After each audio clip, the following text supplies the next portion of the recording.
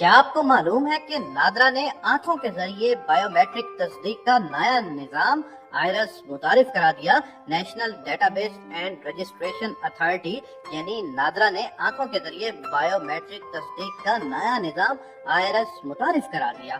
نادرا کی جانب سے جاری بیان میں کہا گیا ہے کہ آئرس نظام کو انگلیوں کے نشانات، چہرے کی شناخت کے موجودہ نظاموں سے منسلک کیا جائے گا۔ آنکھوں کے ذریعے شناخت میں غلطی کا امکان نہ ہونے کے برابر ہے۔ آنکھ کی پتلی کے گرد دائرہ نما آئرس میں پوری زندگی کوئی تبدیلی نہیں آتی۔ نادرا کے مطابق کم عمری میں کیا گیا اسکین بھی مستقل شناخت کے طور پر استعمال ہو سکتا ہے۔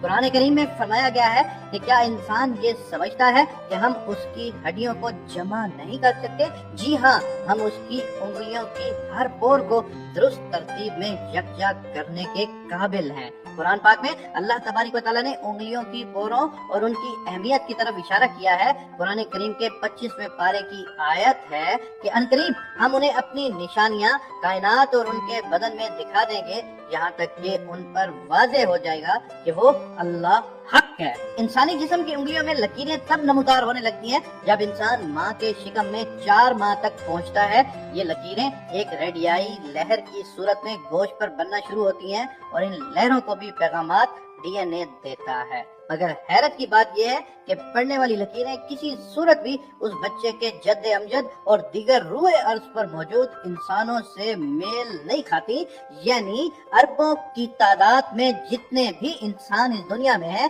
کسی ایک کی بھی لائنیں دوسرے شخص کی لائنوں کے ساتھ میل نہیں کھاتی ہوں گی۔ گویا لکیریں بنانے والا اس قدر دانا اور حکمت رکھتا ہے کہ وہ کھربوں کی تعداد میں انسان جو اس دنیا میں ہیں، جو دنیا میں نہیں رہے، ان کی انگلیوں میں موجود لکیروں کی شیپ اور ان کے ایک ایک ڈیزائن سے باخبر ہے۔ یہی وجہ ہے کہ وہ ہر بار ایک نئے انداز کا ڈیزائن ان کی انگلیوں پر نقش کر کے یہ ثابت کرتا ہے کہ ہے کوئی مجھ جیسا ڈیزائنر، کوئی ہے مجھ جیسا کاریگر، کوئی ہے مجھ جیسا آرٹسٹ، کوئی ہے مجھ جیسا مصور، کوئی ہے مجھ جیسا تخلیق کار۔ حیرانگی کی انتہا تو اس بات پر ختم ہو جاتی ہے کہ اگر جلنے، زخم لگنے یا کسی وجوہات کی بنیاد پر یہ فنگر پرنٹ مٹ بھی جائے تو دوبارہ ہو بہو وہی لکیریں جن میں ایک خلیے کی بھی کمی بیشی نہیں ہوتی ظاہر ہو جاتی ہیں۔